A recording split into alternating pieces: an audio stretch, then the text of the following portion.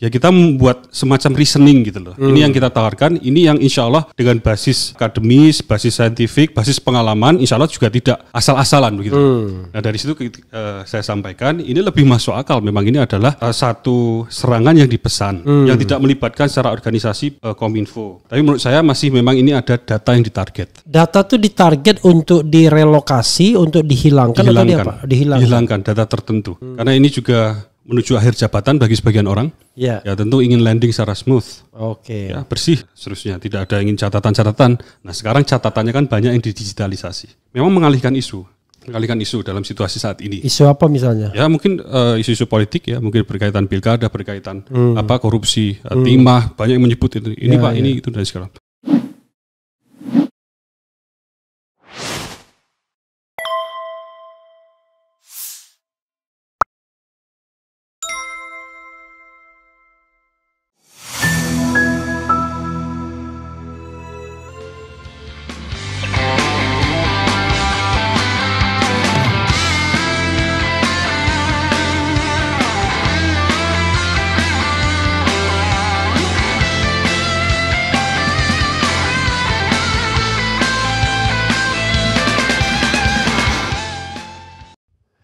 Assalamualaikum warahmatullahi wabarakatuh. Sobat RH sekalian, jumpa lagi kita di channel yang keren ini. Keren cerdas. Ya sahabat RH sekalian, saya menghadirkan kembali Ridho Rahmadi. Assalamualaikum. Waalaikumsalam warahmatullahi wabarakatuh. Sehat walafiat. Agak bindeng ya. Biasa tapi agak sariawan. Sariawannya di sekitar mulut jadi agak ribet juga ya. Makasih Bung Ridho ya. Sama-sama. Saya ingin tanya soal sahabat Anda yang bernama Hasyim Asy'ari. Karena kalau tidak salah Partai Umat termasuk korban hampir ya. Semua boleh lolos kecuali Partai U. Gitu ya. Apa pendapat Anda tentang pemecatan Hasyim Asy'ari? Ya kalau saya prihatin ya. Prihatin dalam arti ini pucuk pimpinan. Oke. Kemudian penyelenggara pemilu, ya kita harapkan ini orang-orang ya memberi teladan lah. Ya dengan kasus ini ya sangat prihatin. Ya, jadi kan kalau tidak salah kan ada yang berusaha kayak melegitimasi juga kan itu putusan-putusan kemarin gitu. Ya itu nalar yang yang normal saja. Dan kita berharap putusan itu yang bersih dan segala macam lah. Ya gitu Bang. Oke. Dan sebenarnya kan dalam kasus Partai Umat dan dalam kasus wanita emas itu kan harusnya dia sudah dipecat tuh. Yang pertama ya. Karena itu kan tapi entah ya kalau Anda berpikir biasa-biasa aja. Padahal Partai Umat hampir nggak lolos kan? Iya waktu itu. Kecuali Partai U. Semua boleh kecuali Partai U. Oke, Bung Ridho ya, saya harus tanya kepada ahlinya lagi ya. Ada video yang Anda viralkan ya mengenai skenario di balik kunci gratis Brand Cipher. Tiba-tiba ternyata Brand Cipher ya. Kemarin saya dikritik istri saya. Mas, Brand Cipher. Brand Cipher Mas itu Mas. Oh iya. Oh. Setelah acara sini saya langsung telepon. Cara bacanya Brand Cipher. Brand Cipher. Yeah. Oke. Jadi skenario di balik kunci gratis Brand Cipher ya. Jadi ini seperti sinetron preman tobat ya kan? Ya, pura-puranya tobat. Ya, Anda mengatakan masa sih hacker kok kemudian mau bagi gratis dan kemudian minta donasi, ini tidak sesuai dengan DNA-nya ya kan? Itu. Dan yang kedua, Anda menduga ada keterlibatan ordal ini pastinya. Gak mungkin ini jalan begitu saja. Bahkan Anda lebih berani lagi mengatakan udah dibayar 8 juta dolarnya itu jangan-jangan. Makanya kemudian Brand Cipher-nya memberikan deklarasi atau pengumuman yang unusual itu. Silakan Anda eksplorasi sebanyak-banyaknya di tempat ini. Jadi ransomware itu ya motivasinya ransom, tebusan. Kalau dia melakukan serangan, target itu ya kemudian data yang diambil hasil exfiltration tadi ataupun dienkripsi ya itu semua dapat dikembalikan dengan tebusan. Maka kemarin tebusannya kata 9 juta dolar. 8 juta atau 9 juta? Berapa itu? Pokoknya 131 miliar ya. Okay. 8 ya, 8. Okay. 8. Okay. Nah, tapi kemudian berbalik dan memberikan statement kan itu. Statementnya bahwa ini tidak ada muatan politik. Ini keputusan independen kami, kami memberikan kunci gratis tanpa intervensi. Nah ini kan seperti tidak ditanya menjawab sendiri. Ya, Anda seperti dalam video itu ya. Seperti anak kecil itu kan kalau ngaku mungkin ini tadi nggak makan permen ini dan segala macam kan belum tanya gitu. Jadi reaksi yang berlebihan dan janggal gitu. Nah dari situ kemudian menggabungkan apa yang kita lihat seperti rapat kerja Komisi 1 dengan Kominfo, BSSN, Telkom itu selama 3 jam itu kalau kita amati YouTube-nya itu.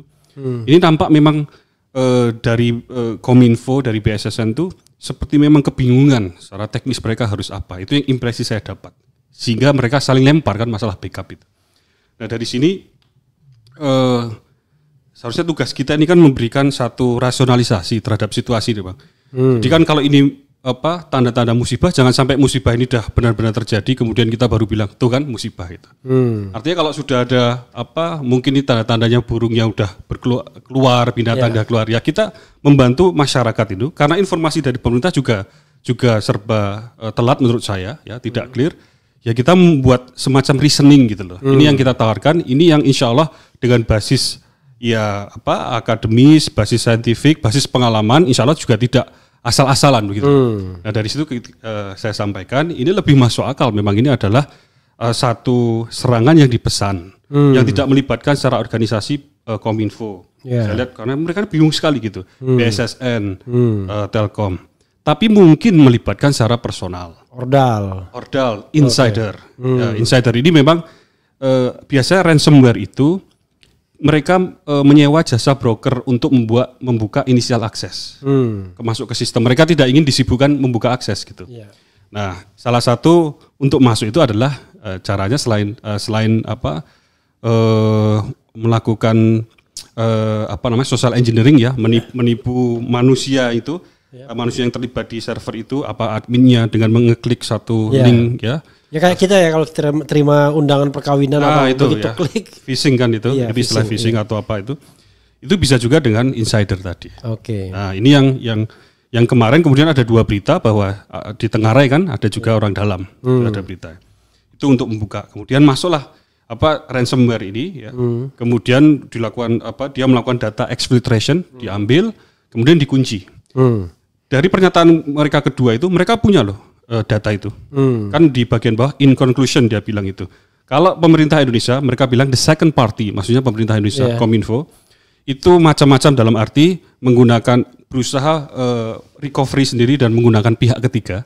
Seperti ancaman mereka yang awal itu, maka data akan kami publish. Berarti mereka punya datanya.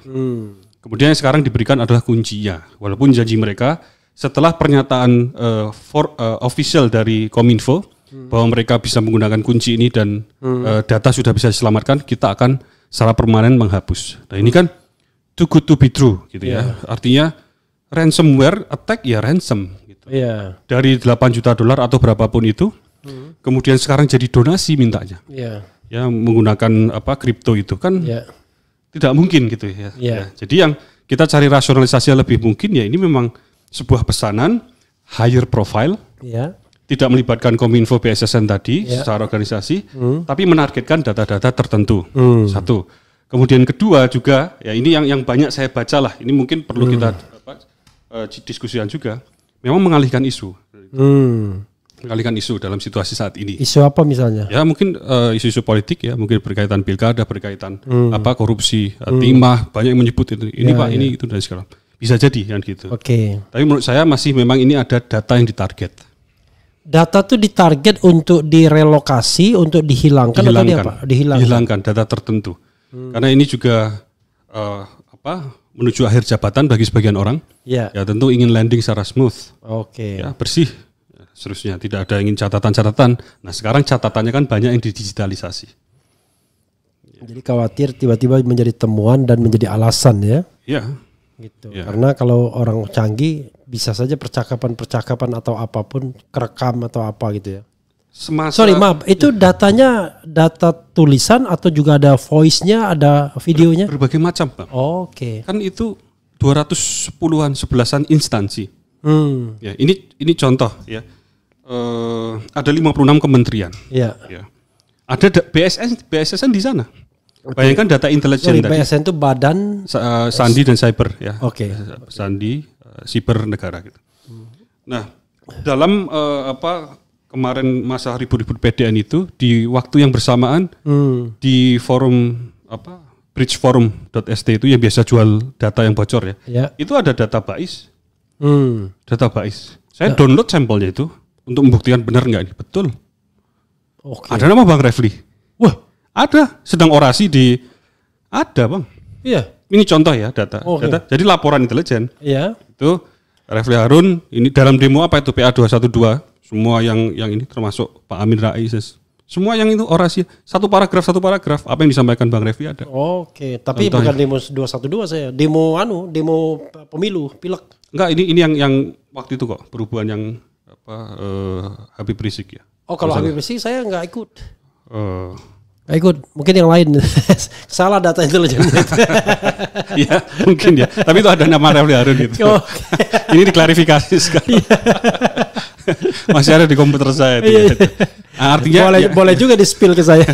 nanti saya kirim ya. Iya. Di Jogja tapi itu. Iya. Gitu.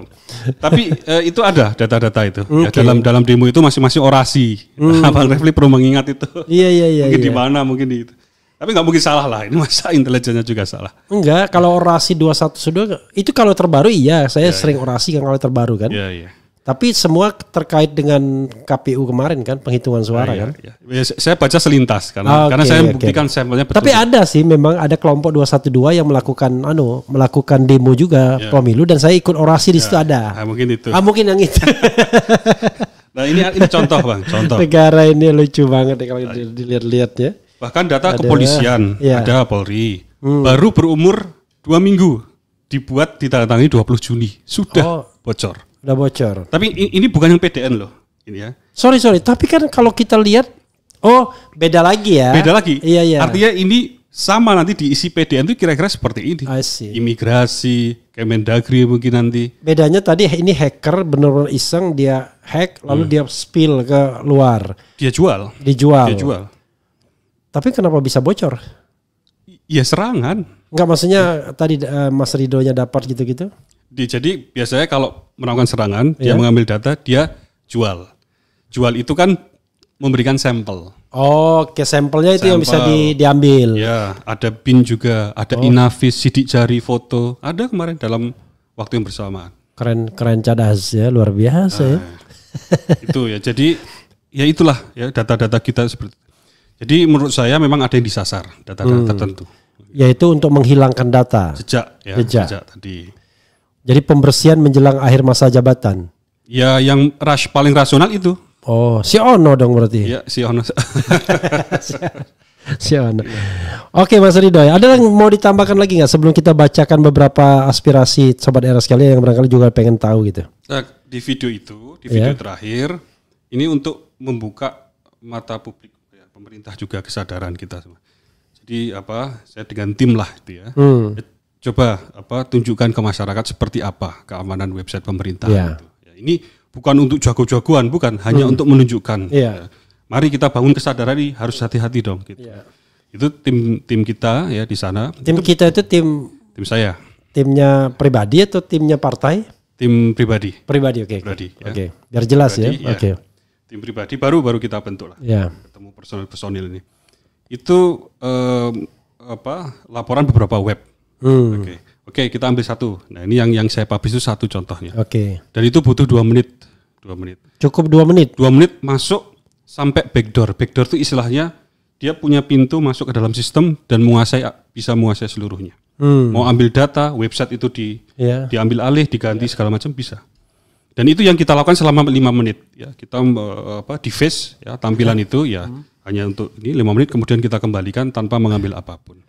Untuk membuktikan bahwa betapa mudahnya menguasai. Betapa rapuhnya keamanan itu. Saya tanya tim itu 2 menit ya gitu ya. Sebenarnya 1 menit bisa Pak. Ini koneksi lagi jelek dia bilang. Oke. Gitu waktu itu. Jadi bayangkan gitu ya.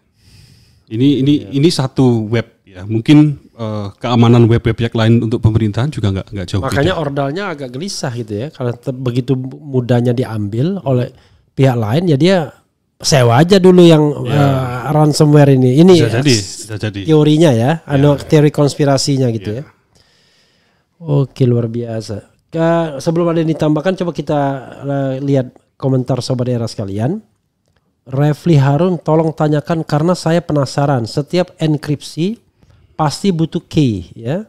Lalu bagaimana skrip ransom menyembunyikan key tersebut sehingga tidak ditemukan kalau dibongkar skripnya? Apakah ada pakai asymmetric key? Memang key-nya asimetris. Ini istilah teknis ya. Iya. Setahu saya pasti asimetris. Kalau enggak itu terlalu yang serangan kemarin asimetris. Kuncinya makanya kemudian mereka berikan untuk membuka tadi enkripsi tadi. Gitu. Jadi saya belum tahu update-nya ya, apakah bisa gitu ya. Saya dengar selintas gitu, tapi perlu diklarifikasi. Itu memang bisa membuka sebagai data, tapi apakah seluruhnya atau ini belum ada kabar, belum ada respon ya, belum pernyataan resmi. Pernah nyoba buka dengan key yang mereka kasih? Saya nggak punya data yang dienkripsi. Oke. Ya. Kalau kuncinya saya punya, saya download itu kunci yang dari Brain Cipher. Oh, itu harus ada data yang dienkripsi gitu ya? Data yang dienkripsi itu kan kalau pernyataan Kominfo dan BSSN mereka amankan, mereka isolasi kan, yang di Batam atau yang di mana itu mereka isolasi, atau Surabaya itu isolasi. Kemudian ya logikanya sekarang mungkin proses dibuka. Gitu. Yang enkripsi ransomware ini? Iya, ransomware itu kan ada beberapa tahap. Ya, biasanya pertama menguasai jaringannya dulu, dia masuk dulu. Ya. Kemudian kedua melakukan salah satunya data exfiltration dia bisa memindahkan. Yang ketiga itu enkripsi. Enkripsi itu apa ya? Mengunci. Mengunci ya, dikunci ya, di encrypted. Kira-kira dikunci ya. Ya. Nah kuncinya itu ada dengan teknik. Artinya nggak bisa diakses orang lain. Nggak bisa kecuali yang punya kunci, yang mereka lah yang punya kunci. Oke.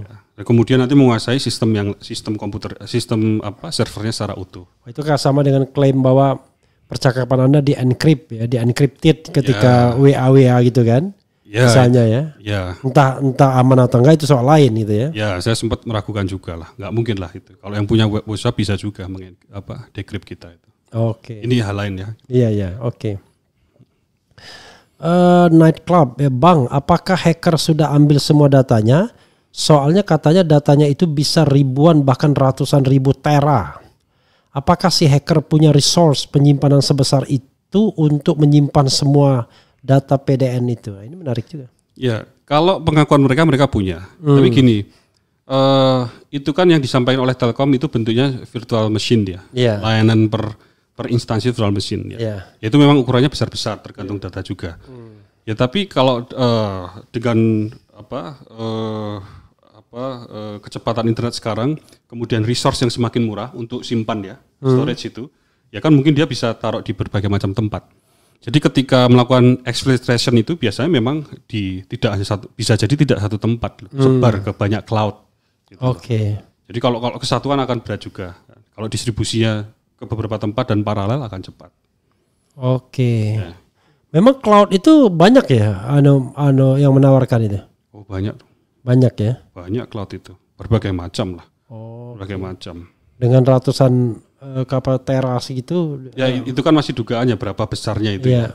Tapi bisa jadi kita bayangkan mungkin ya memang besar-besar kan.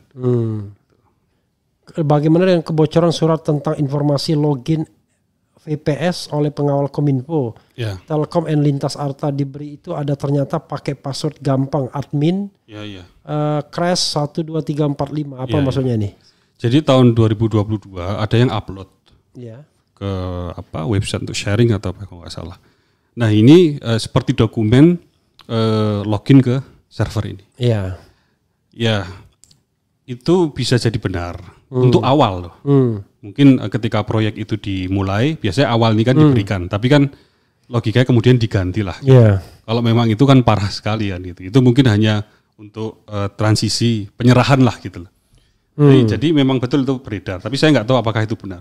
Nah sekali lagi ya harusnya kan pemerintah merespon gitu loh. Ini kan perlulah crisis center gitu loh, menjawab pertanyaan seperti ini, merespon ya. Ini kan tidak muncul lagi setelah kemarin itu kan. Bahkan dirijennya kan mundur. memang agak aneh ya, yang mundur bukan menterinya. Dia mah dirjennya. Di Indonesia itu begitu ya, yang mundur tuh biasanya pejabat bawahannya. Nah, ya.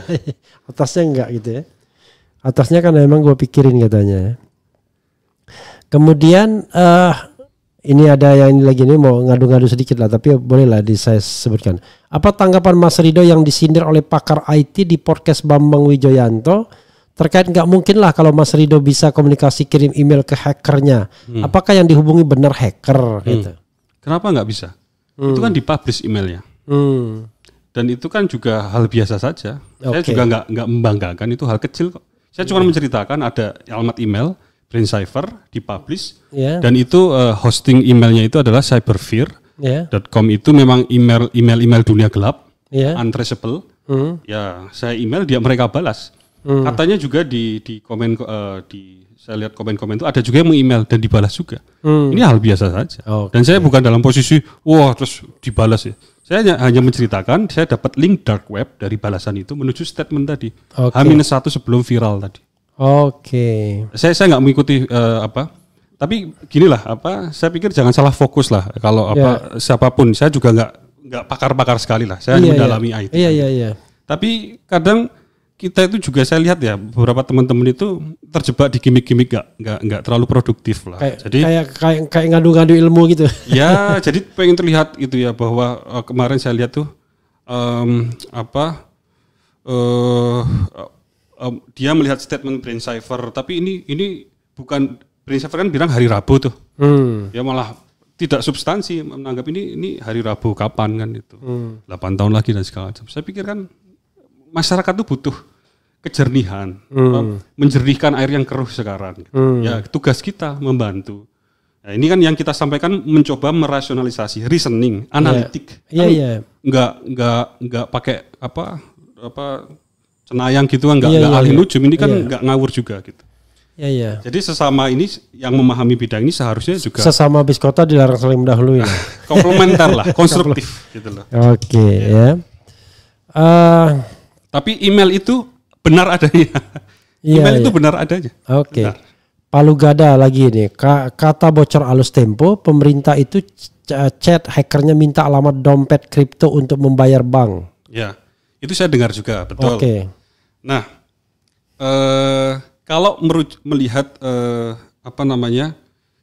statement mereka ya, yang berikutnya itu ya, bahwa pihak kedua, the second party berarti Kominfo itu telah melakukan komunikasi kan dengan pihak lain, membocorkan, membiarkan bahasanya itu our talk gitu loh, itu dilihat.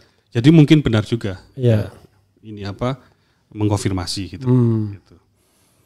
Jadi ya bisa jadi memang saya sempat mencari sesungguhnya itu kan hebat juga teman-teman di Tempo itu. Kok dapat dia ID untuk komunikasinya itu. Yang berikan kan siapa lagi kan, Kominfo pastinya. Saya coba cari-cari juga dari teman-teman sini, tapi saya belum dapat waktu itu. Tapi keburu keluar statement mereka yang minta maaf itu. Ini kayaknya sambil menyelam minum air, benar nggak ya? Menghapuskan data, tapi sekaligus dapat tebusan gitu. Maksudnya tebusannya itu bisa dibagi-bagi. Ya, kalau saya ada keyakinan BrainCypher siapapun itu namanya ya. Jadi saya sebenarnya ada pada posisi itu tidak mempercayai 100% BrainCypher itu ada.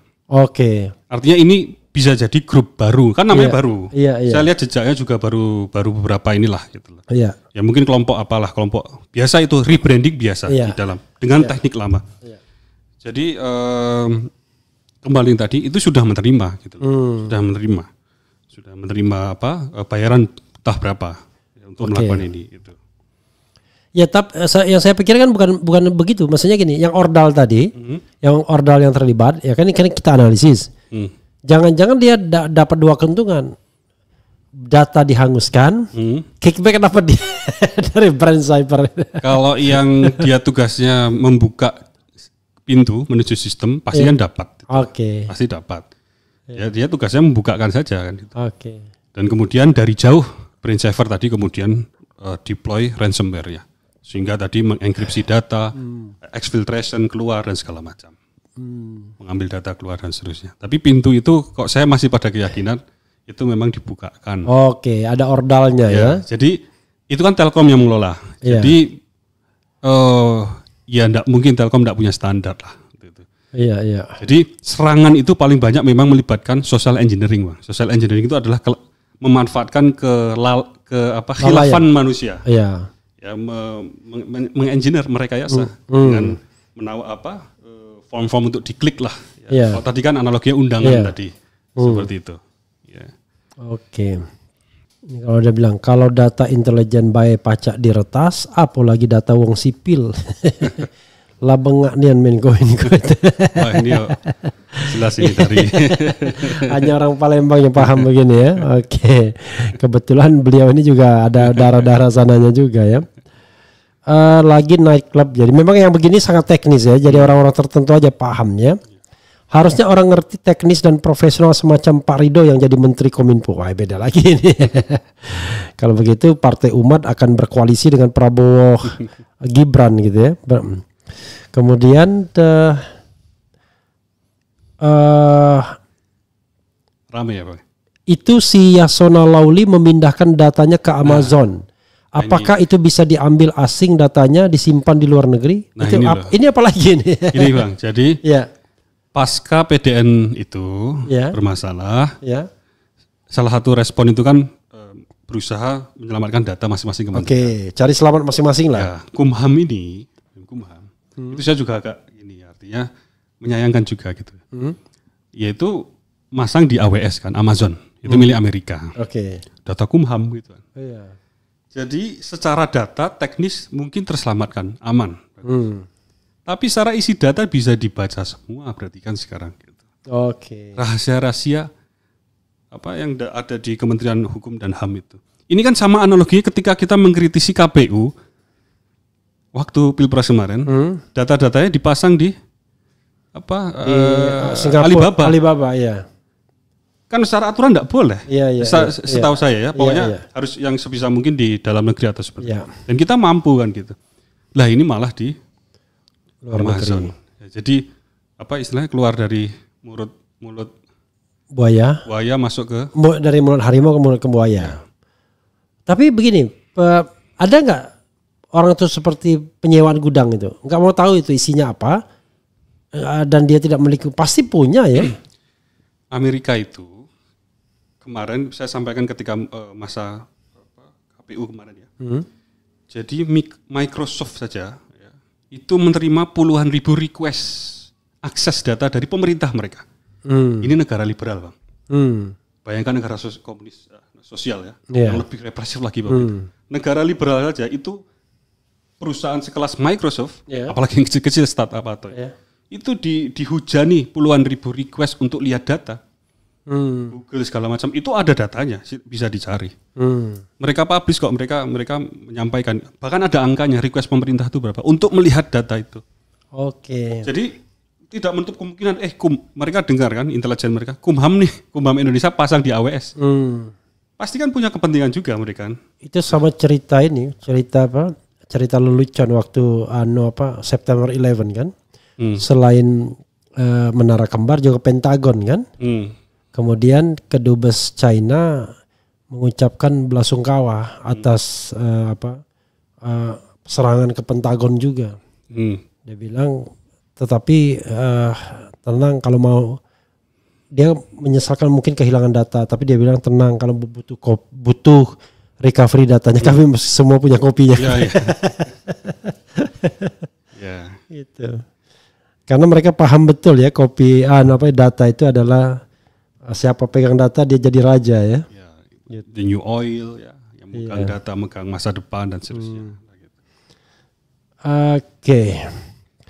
Ada lagi nggak ya? Oke.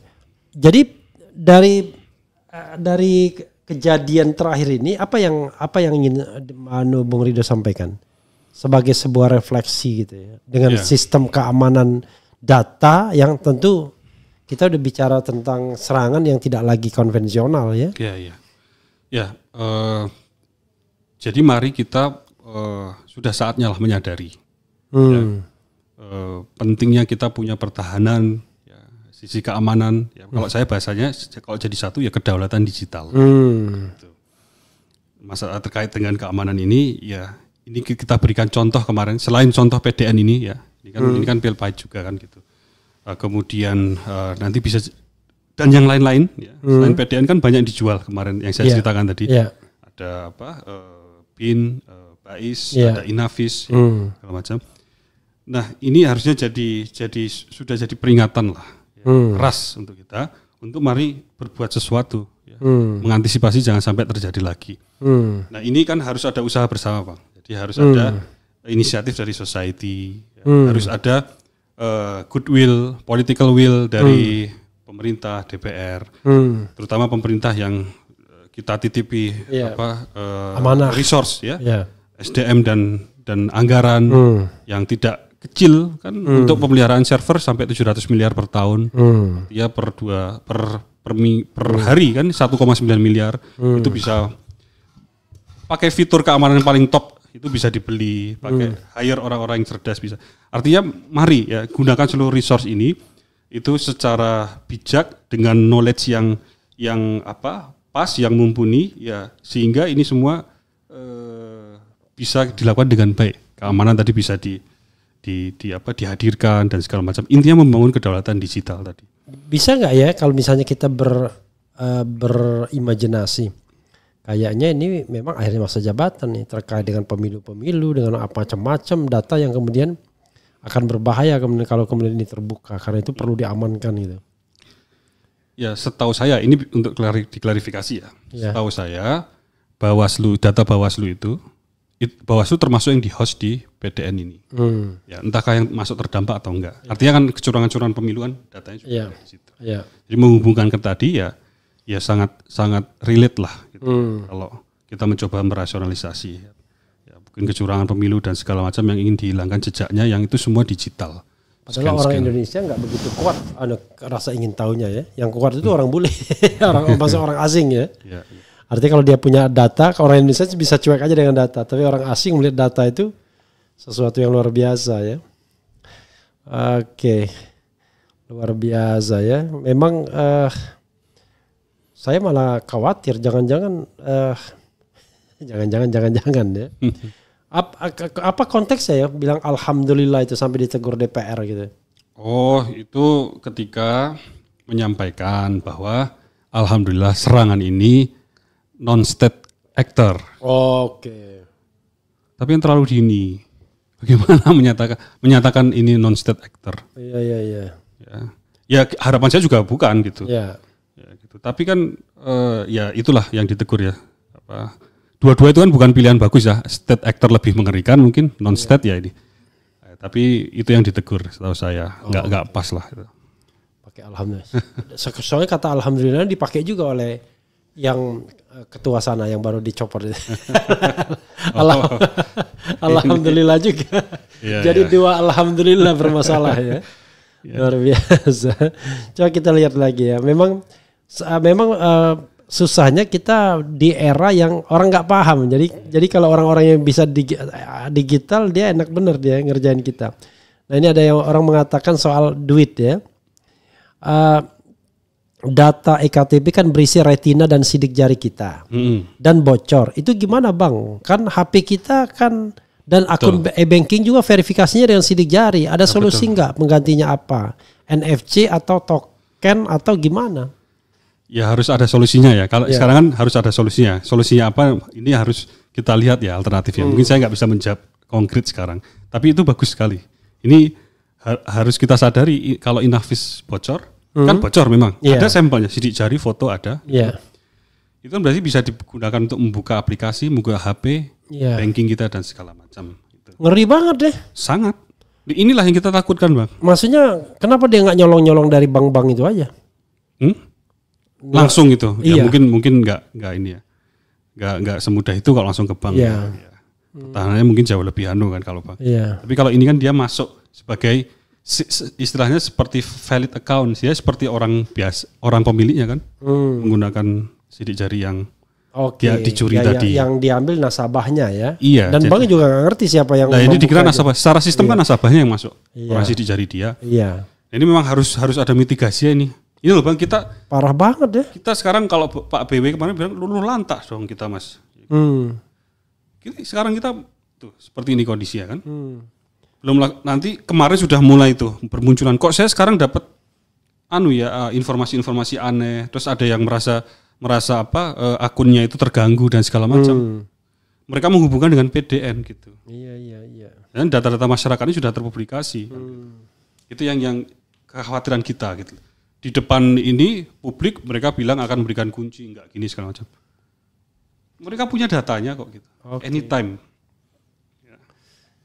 Itu kuncinya beda-beda ya, tergantung datanya ya. Tergantung data. Tergantung data yang dienkripsi. Ya, dan menurut saya mereka kalau sekalipun benar memberikan kunci itu untuk sebagian data, tidak untuk semua. Data yang mereka ditargetkan untuk disembunyikan atau dihilangkan itu tidak bisa dibuka. Kayak dari Dian Sastro, tapi Dian Sastro yang mana kita nggak ngerti nih ya. Bacain Bang, penting ini apa? Mesti kasih himbauan ke APK, e-banking dan lainnya untuk menggunakan token. Update APK-nya, jangan pakai sidik jari lagi. Ya, mungkin bisa jadi alternatif secara teknis ya. Bisa. Ini loh, kalau saya ya, jadi pemerintah ya, sekarang akan mengundang itu yang punya e-banking segala macam. Bahwa kebocoran itu dari data-data ini dan mungkin ya sidik jari itu tadi bisa dipakai dan segala macam, maka tolong kita lakukan proses masuk ke aplikasi itu tidak menggunakan sidik jari. Yang manual aja. Ya mungkin cara yang lain lah, apakah tadi ya token dan segala macam ya, ataupun password baru dan segala macam ya. Kalau password gimana? Kalau password ya kalau kalau kita e-banking itu kan ada masuknya password ya kan. Setelah password ketika mau kirim uang password yang lain lagi gitu. Ya itu kalau itu bocor harus segera dong. Harus segera diganti dong kan. Oh, kebocoran itu bisa record password kita ya? Bisa apapun yang ada di database. Kalau password ada di database yang bocor ya maka bisa juga kan gitu. Prinsipnya gitu. Jadi password kita ini ada di database. Misalnya kita gunakan e-banking bank tertentu. Ada dong, Bang. Oh, ada ya? Kan setiap kita login dia mencocokkan user dan ini. Dia masuk ke database, cocok gak gitu. Oke, gitu ya. Nah, memang formatnya biasanya di-enkripsi gitu segala macam. Tapi pada dasarnya ketika di-decrypt kan bisa dianu lagi. Pada dasarnya, saya nggak masuk ke teknis lebih jauh. Pada dasarnya password kita ada di database. Oke. Jadi pada dasarnya password kita bukan hanya kita dan Tuhan yang tahu, tapi ada juga pihak lain ya. Yang bocor-bocor kemarin termasuk data Kumham, data mana email tuh ada password emailnya. Karena yang formatnya itu tidak berupa database tapi berupa data email dan user dan password untuk staff di kementerian, saya lupa Kumham atau apa, ada ini terbuka, ini bahkan bukan dark web, silakan buka saja kalau mau itu untuk melihat ya, artinya betapa kondisi kita, bukan untuk macam-macam ya, itu di Bridge Forum ya, .st, walaupun kemarin sudah ditutup oleh FBI atau CIA. Tapi mereka kemudian punya wujud lain gitu. Itu baru satu forum di antara banyak forum. Jadi kalau misalnya e-banking itu tidak mesti dia mendapatkan HP kita, dia pakai HP sendiri bisa. Iya, mungkin tidak semudah itu. Ya kan kadang.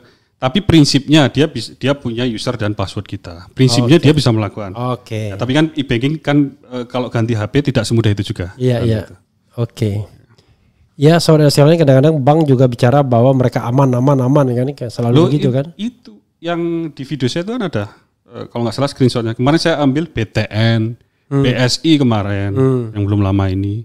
Ternyata datanya bocor kan? BSI kemarin. BSI ini ransomware ini. Ya. Karena ransomware juga ya, dijual datanya itu. Oke. KAI ada. Data Kementerian Perhubungan yang saya lihat itu. Ada yang bilang menurutku ini cara menghilangkan jejak digital pemilu dan jejak-jejak yang lain.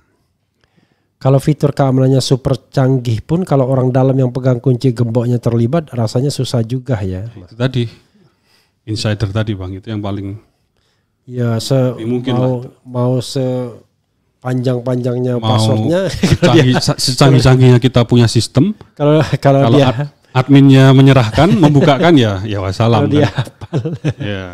Seperti gembok kunci rumah kita kan. Kadang-kadang kita bisa punya kunci sentral kan. Dengan satu kunci itu kita buka kemana-mana. Ya nanti kita akan bicara ke depan kita bagaimana nanti ya. Tapi untuk sementara ya itu yang kita bisa bahas hari ini ya. Ada lagi yang mau ditambahkan Bung Ridho? Ya, cukup Ya. Silakan mungkin closing statement. Oke, jadi kita berharap lah dari pemerintah ada informasi-informasi yang menjelaskan, mencerahkan lah tentang situasi yang saat ini terjadi. Ya. Sehingga ya kita nggak bermacam-macam ini. Ya. Tapi ini pun yang kita sampaikan ini sejauh ini dan berikut kita berikan pengujian itu semata-mata ya untuk menunjukkan, ayo kita bangun kesadaran bahwa ini kita masuk era digitalisasi dan sangat rapuh kalau kita tidak bersiap-siap, tidak mempersiapkan keamanan dan segala macam. Ya mari ada inisiatif dari society, ya, kemudian juga sekali lagi political will dari pemerintah dan DPR, kita bangun kedaulatan digital kita ini. Okay. Ya, jadi insya Allah kalau ini belum terlambat lah. Okay. Ya. Jadi kalau soal digital ini bukan lagi soal cebong dan kampret soal 01, 02, 03 ya. Semua satu itu harus. Ya. Semua jadi satu. Ya sahabat sekalian, itu dengan Bung Ridho Rahmadi, mudah-mudahan ke depan hal seperti ini menjadi prioritas kesadaran kita. Karena kan kita ribut soal hal-hal yang kecil, pilkada dan lain sebagainya. Tapi ini yang berbahaya seperti ini tidak mendapatkan atensi. Apalagi kalau menterinya ternyata sibuk pilkada juga.